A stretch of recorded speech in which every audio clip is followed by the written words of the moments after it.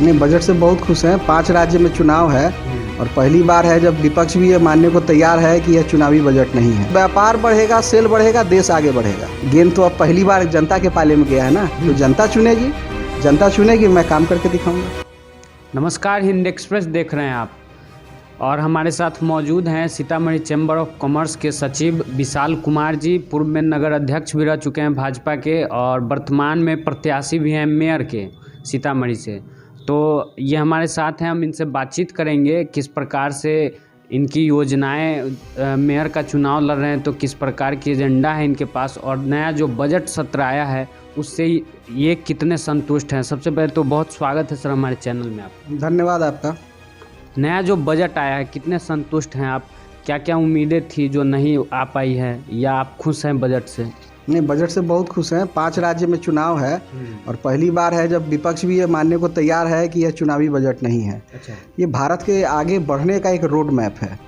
75वां अमृतकाल हम लोग मना रहे हैं, आज़ादी के 75वां यह साल है।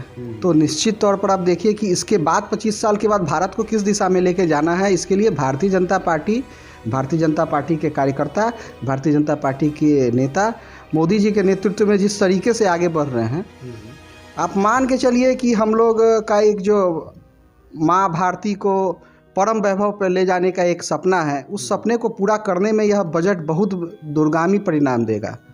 अब जैसे कि 400 ट्रेन 3 वर्ष में अगर वंदे भारत की 400 ट्रेन आती है तो उससे इंफ्रास्ट्रक्चर मजबूत होने में इस संदर्भ को समझा जाए कि वो सभी ट्रेनें भारत में निर्मित होंगी तो उससे कितने लोगों को रोज़गार मिलेगा।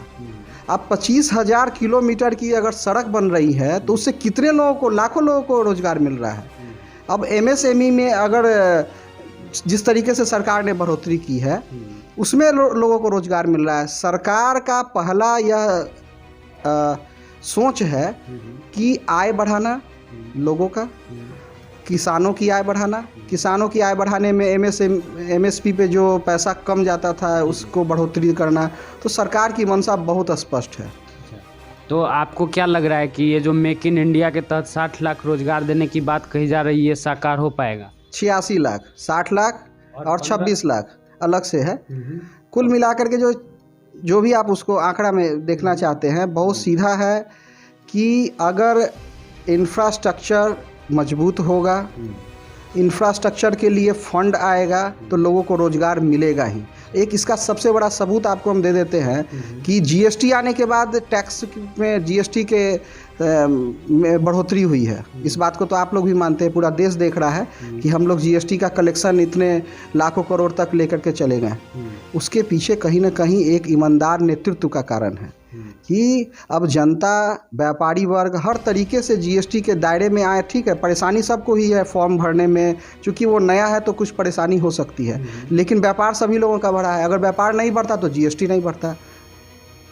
लेकिन व्यापारी वर्ग के जो लोग हैं उनसे भी हमने बात की, उन्होंने कहा कि हमसे फीडबैक नहीं लिया जाता है, तो फीडबैक लेना चाहिए हम लोगों को। सरकार ने निश्चित तौर पे GST नया था तो बहुत सारी बातें जो सरकार चलाने के लिए जो कर्मचारी हैं उनको भी इस विषय की जानकारी नहीं रहती थी। हम आपकी बात से सहमत हो सकते हैं, लेकिन आप इस विषय को देखिए, फिर अगर कोई एक बड़ा बदलाव चाहते हैं तो थोड़ी परेशानी होती है। हमारे व्यापार में भी बदलाव आया है, हमने भी अपने व्यापार को बड़ा किया है तो हमको भी परेशानी हुई है। हमारा भी टैक्स का दायरा बढ़ा है तो हमारा निश्चित तौर पे हमारा सेल भी बढ़ा होगा। तो अगर इस तरीके से देखा जाए तो व्यापार बढ़ेगा, सेल बढ़ेगा, देश आगे बढ़ेगा।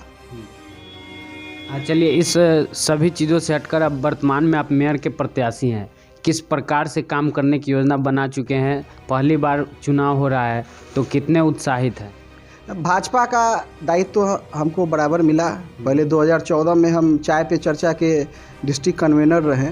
2014 के चुनाव में हमने NDA के प्रत्याशी को सबसे अधिक मदद जो देने वाले कार्यकर्ताओं में मेरा नाम रहा।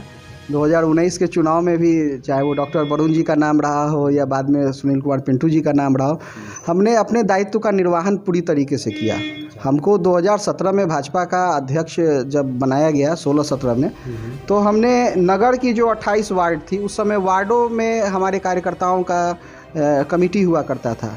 हमारे ही क्रम में वो कमेटी बूथ तक गया, तब बूथ की कमेटी को बढ़ाया गया।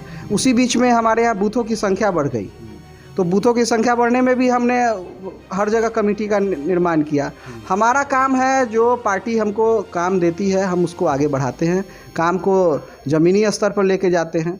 तो हमने सभी वार्डों में बूथों पे जा कर के वहाँ का फीडबैक लेकर के अपने नेताओं को देने का काम किया। तो लोगों के मन में यह है कि विशाल जी को आगे आना चाहिए, और हमारे मन में है कि यह काम आम जनता का, हमारे कार्यकर्ता का है। जो कार्यकर्ता कहेंगे, जो आम जनता कहेगी, हम उसको आगे बढ़ाएंगे। तो मेयर बन के आते हैं तो ज़िले की जो समस्याएं हैं, जाम की समस्या हो गई, ये सब दूर हो पाएगी? देखिए, जाम के बारे में मेरा स्पष्ट मानना है कि यह जानकी जी का जन्मस्थली है। सड़क जो आप 30 साल 40 साल पहले देखते थे, आज भी वही सड़क है। नाली से नाली, केवल अगर आप रोड को चौड़ीकरण बिना किसी का अतिक्रमण और बिना किसी का कुछ भी तोड़े हुए अगर आप नाली से नाली केवल कालीकरण करा देते हैं, तो सीतामढ़ी की सड़कें इतनी चौड़े हो जाएंगी कि आपको जाम की समस्या का 20 से 25% का यह समाधान हो जाएगा। हम अपने चैम्बर ऑफ कॉमर्स के माध्यम से भी और भाजपा के माध्यम से भी हमने यह रास्ता, चूँकि NH के अलाइनमेंट रोड में आता है, तो हमने इनके कार्यपालक पदाधिकारी से, हमने इनके वरीय पदाधिकारी से हम लोगों ने इसमें लिखित दिया। अब यह सड़कें बनी तो अभी भी अप्रोच पथ और फुटपाथ का काम बाकी है, वो तो आपके समक्ष है। तो हम विषय उठाते रहते हैं। हमको लगता है कि इस रिंग रोड आज तक नहीं बना, 2014 से हम देख रहे हैं।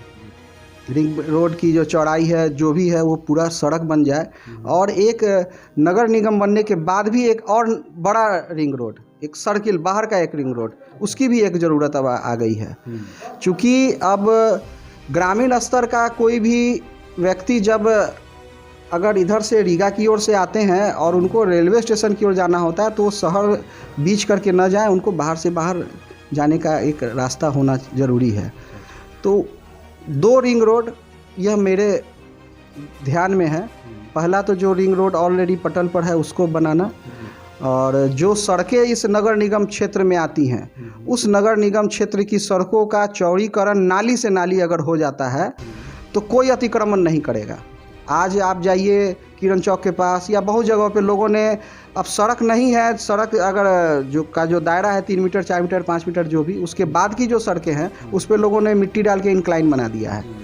क्योंकि सरकार का यह काम था कि वह रोड को बनाने का, सरकार नहीं बनाई, सरकार के जो एजेंसी है उन्होंने नहीं बनाई।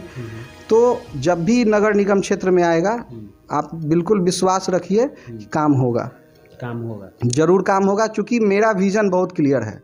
सीतामढ़ी को जानकी जी का जन्मस्थली है, इसको लेकर के यहाँ के लोगों के अभी सड़कों का हो मामला, या ये उद्योग का हो, या व्यापार का हो, इन सब पर हम लोग की सोच, और भाजपा कार्यकर्ता होने के नाते हम चाहेंगे कि जनता अगर, चूँकि गेंद तो अब पहली बार जनता के पाले में गया है ना, तो अब जनता को सीधे चुनना है अपना प्रतिनिधि। तो जनता चुनेगी, मैं काम करके दिखाऊंगा। अंत में हमारे माध्यम से यहाँ की नगर निगम की जनता को क्या संदेश देना चाहेंगे? पहली बार आपको यह अवसर मिला है कि आप अपना प्रतिनिधि, नगर निगम क्षेत्र का जो भी कार्य है उसमें आप सीधे तौर पे अपना प्रतिनिधि चुन सकते हैं, चाहे वो मेयर के तौर पे हो या उप मेयर के तौर पे हो। तो हम जनता को यही कहेंगे कि आप अपने एक एक मत को सीतामढ़ी के भविष्य के ऊपर, जो यहाँ का विकास का या यहाँ के डेवलपमेंट का, आप जो भी सड़क का मुद्दा हो, जानकी जन्म स्थली का मुद्दा हो, या फिर एक पर्यटन क्षेत्र में जो कमी है मूलभूत सुविधाओं का, इन सब को समाप्त करने के लिए आपके EVM के उस एक बटन का बहुत महत्वपूर्ण योगदान रहेगा। बहुत बहुत धन्यवाद हमारे साथ बातचीत करने। धन्यवाद आपको भी। तो ये थे विशाल कुमार जी हैं, मेयर का चुनाव लड़ रहे हैं इस बार, और अपना एजेंडा पूरा बताया इन्होंने। तो एजेंडा इन्होंने बताया और किस प्रकार से विकास करेंगे अपने नगर निगम क्षेत्र का, ये पूरी बातचीत इन्होंने हमारे साथ की। फिलहाल आप हिंद एक्सप्रेस देख रहे थे सहयोगी सत्यम के साथ, मैं सौरभ। धन्यवाद।